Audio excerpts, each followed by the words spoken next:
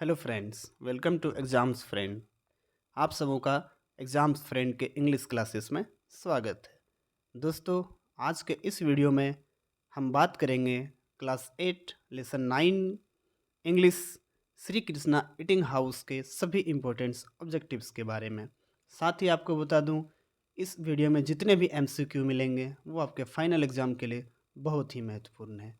तो आइए इस चैप्टर को हम यहाँ से फटाफट स्टार्ट करते हैं। First question, who is the author of the lesson the Shri Krishna eating house. Shri Krishna eating house के राइटर कौन है? डॉक्टर राजेंद्र स्कम्बेटे, Anita Desai, Ray Douglas Bradbury, William Wordsworth. Right answer option number B, Anita Desai. Question number 2, who was the owner of Shri Krishna eating house. Shri Krishna eating house के मालिक कौन है? ये जो रेस्टोरेंट है इसका मालिक कौन था? आपको उसका नाम बताना है। Hari, watchman, old gentleman, Jaggu. तो उसका मालिक कौन था? उसका मालिक था Jaggu. Option number D is right answer. Question number 3, why did the two boys in the kitchen not speak to Hari.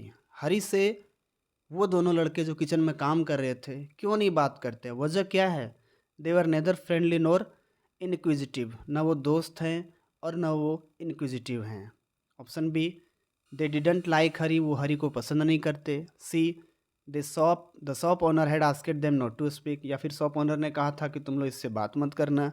Option D, they could not here और स्पीक, ना वो बोल सकते हैं ना वो सुन सकते हैं। राइट आंसर ऑप्शन नंबर ए। चलिए अगली क्वेश्चन में चलते हैं। क्वेश्चन नंबर 4 में, what was the name of watch repair shop. वहाँ पे एक वॉच रिपेयर शॉप था इस स्टोरी में, उसका नाम पूछा गया है। Ching Jong watch works, Tick Tock watch works, Ding Dong watch works, Tick Tick watch works. Right answer, बहुत ही इजी क्वेश्चन है ये। Option number C, Ding Dong watch works. Question number 5, where was the concrete disposal unit. Concrete disposal जो unit थी वो कहाँ पे थी? जहाँ पे होटल का जो गंदगी होता था उसको फेंका जाता था, वो कहाँ था? On the sea side, on the river side, on the lake side, on the road side. क्या यह समुद्र के किनारे था, नदी के किनारे था, झील के किनारे था, या फिर सड़क के किनारे था? Right answer option number D, on the road side. दोस्तों, यदि आप मेरे चैनल पर नए हैं तो इसे सब्सक्राइब कर लीजिए और इस वीडियो को लाइक कर दीजिए। यहाँ आपको इंग्लिश से संबंधित सभी मटेरियल्स मिलने वाले हैं। क्वेश्चन नंबर 6, देखिए 5 हम लोगों ने देखा था, 5 देखा था, चलिए अब 6 में आ गए हैं। What was the name of Hari's village. Hari का गांव का नाम पूछा गया आपसे। हरी के जो गांव का नाम क्या था? Bombay, Black Horse, Thul, Shri Krishna. ये तो ईजी है, हरी के गांव का नाम था थूल। क्वेश्चन नंबर 6, चलिए 6 डबल हो गया है, कोई बात नहीं, क्वेश्चन अलग है। Why was Hari happy and frightened both. Hari खुश भी था और डरा हुआ भी था, इसका वजह क्या है? Happy for earning, frightened for not going home. खुश इसलिए था क्योंकि वो कुछ कमा रहा था, और डरा इसलिए हुआ था, भयभीत इसलिए था क्योंकि वह घर नहीं जा रहा था। Option B, happy for writing letter, frightened for not going home. खुश था क्योंकि वह पत्र लिख रहा था, भयभीत था क्योंकि वह घर नहीं जा रहा था। Option C, happy for earning, frightened for not having pen.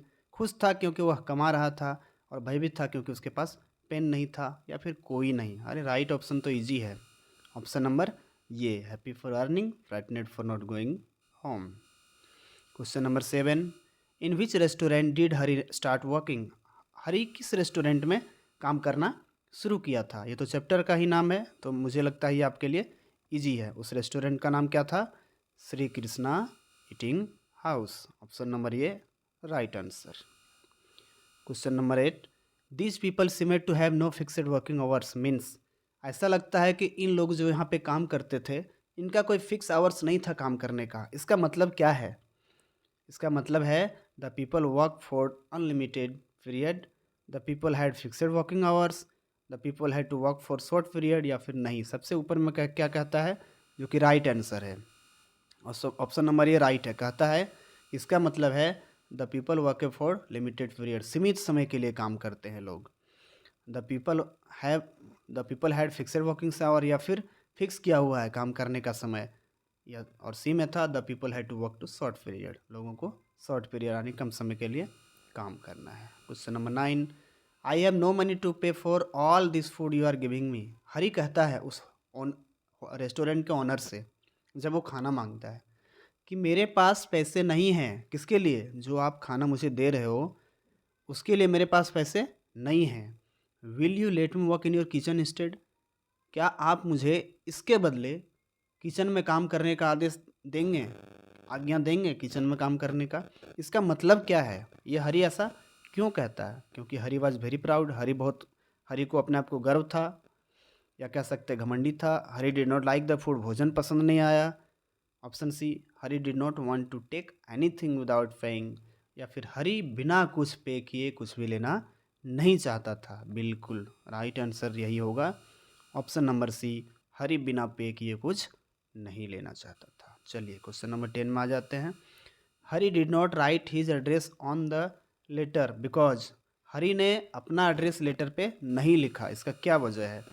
He did not want to go home, वह घर नहीं जाना चाहता था। Option B, he knew that he would stay work and earn, उसे पता था कि उसे यहीं रुकना है, काम करना है और अर्न करना है।